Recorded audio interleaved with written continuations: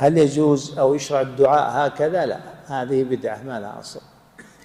الدعاء ترفع يديك هكذا، تضم كفيك ضما كما هو مذهب الحنابلة، كما نص عليه في كشاف القناع، وذكر في حديث ابن عباس قال عند الطبراني بإسناد ضعيف ولم أجده أنا عند الطبراني. أو تفرج تفريجا يسيرا كما هو مذهب الحنفية، كما في حاشية ابن عابدين، وذكره ابن قاسم عن ابن عابدين من غير إشارة، فأوهم أنه مذهب الحنابلة، وهذا يعني غير جيد، هذا غير جيد. والغريب أن ابن قاسم في الحاشية ترك اللي في كشاف القناع، ما انتبه له طبعا، وراح يأخذ من ابن عابدين.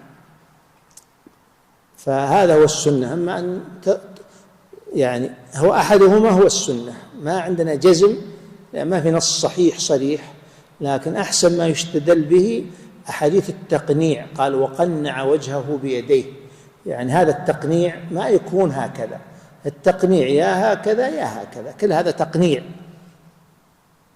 أما ما يفعله بعض الناس يسوي هكذا، هذه بدعة ما لها أصل، وإن ذكرها أشار إليها بعض متأخري المالكية، إما خانتني الذاكرة الآن، ولكنها ما لها أصل.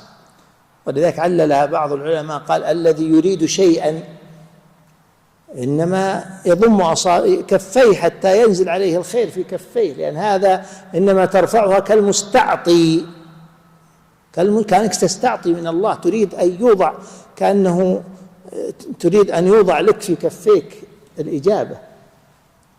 فعلى كل حال هذا هو السنة، وإما أن تضعها اتجاه صدرك أو اتجاه وجهك. وفي الاستسقاء ترفعها هكذا حتى يرى بياض إبطيك، ترفعها في الاستسقاء وتكون كفيك هكذا إلى السماء، لا هكذا، إنما هكذا تكون إلى السماء، وهي إلى بطونها إلى وجهك. الله أعلم.